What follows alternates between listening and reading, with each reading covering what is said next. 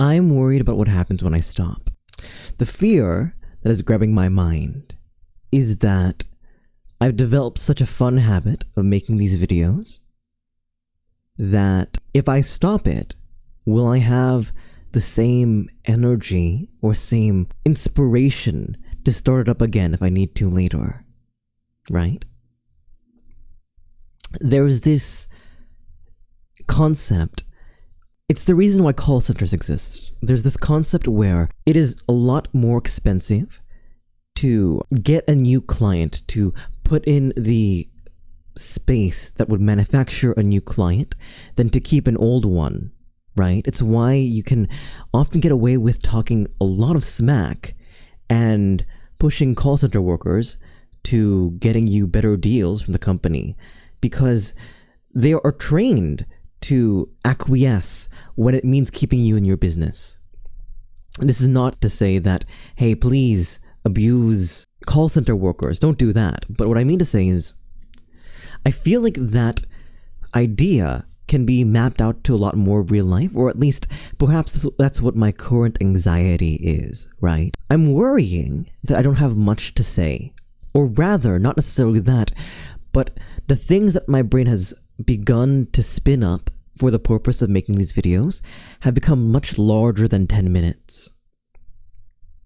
Initially, these videos were an experiment in expanding how much I can talk at any given point to fill 10 minutes, but it's coming to the point where some ideas are so large that they deserve a certain level of ceremony, a certain level of work behind it. Videos with a script longer than 20 minutes. I have two in mind, right? Let me talk to you about these two. I have a video idea wherein I talk about theft, content theft, and how I think it's very underreported when it comes to written work.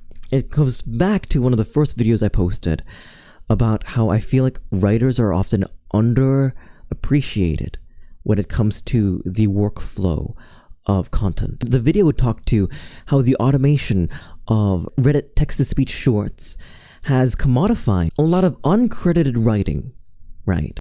Whether it be their autobiographical short stories, or whether it be complete fiction or complete LARP, whatever that is, it's being taken by text-to-speech channels who are making bank off of it while interposing it with cakes that are being cut. And also how that sort of stretches over to, like, who owns content?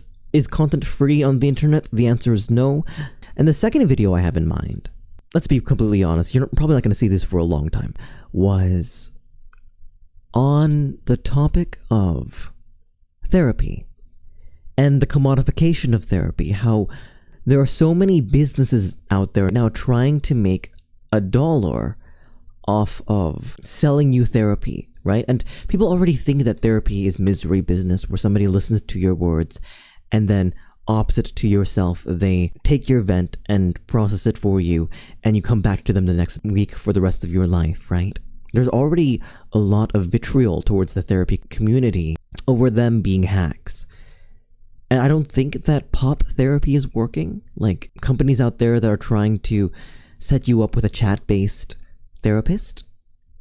I think there's some conflict of interest. There's a lot of stuff going on there that I would want to go on a deep dive down on, that if I made a video of it in my usual format, in my 10 minutes of rambling at a camera, editing that down into something tangible, I feel like if I did that, it wouldn't do the topic justice. Worse yet, it might be, given that all these 10-minute talks are meant to entertain, if I make a video that's somewhat in the realm of informing, it would be irresponsible of me not to come with sources to back me up, to not make these proper video essays. Between that and not necessarily knowing if I can keep up daily uploads, it's just a thought that I'm going to bring out there. I don't know. This is the best time for all of you to speak your mind to what you enjoy about these, right? Because I know that some people, and I apologize to those people considering the audio has been so variable recently, but I know some of you come in just to hear me talk about things. Like, not like for entertainment or for the quality of my voice, is why some of you come around. Some of you, a smaller portion of you, come around to debate, which I think is pretty fun. Some of you have brought out really, really interesting points that make me excited to see your username around. This is not saying that I'm immediately inviting confrontation or a fight, but those of you who've built rapport with me by commenting so frequently, I do see you and I do notice when you comment and when you do not. Not to mention that I think I've been a bit lazy with my editing recently as well. I used to have a lot higher, not concept, a lot higher standard for for the workflow that I would do with this. If you want some behind the scenes, originally how I would do these is that I would get my footage from the day behind me. I would get the footage from yesterday.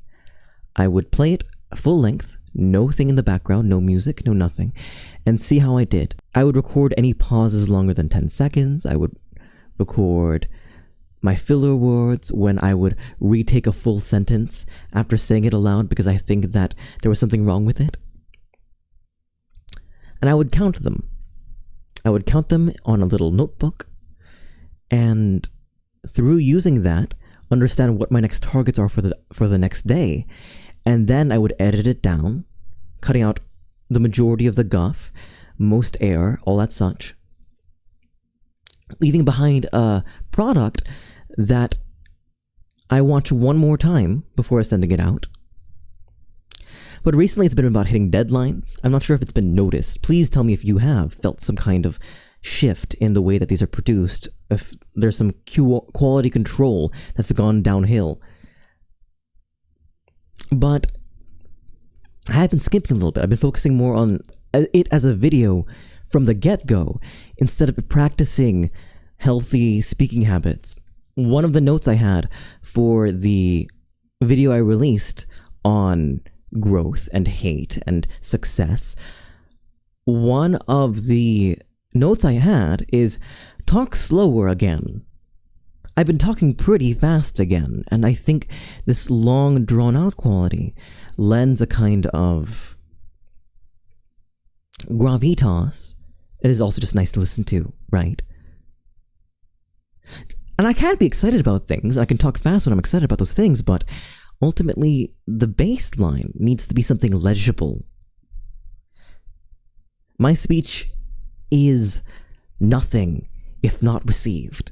And if you don't receive it, unless with subtitles, that's something I gotta work on too. So I don't know where we're going just yet, but these don't all have to be self-help. These all don't have to be on media criticism or on creating. I mean, this is tangentially about creating, but ultimately, I think we can go back to this being a journal somewhat. Ding ding, 10 minutes.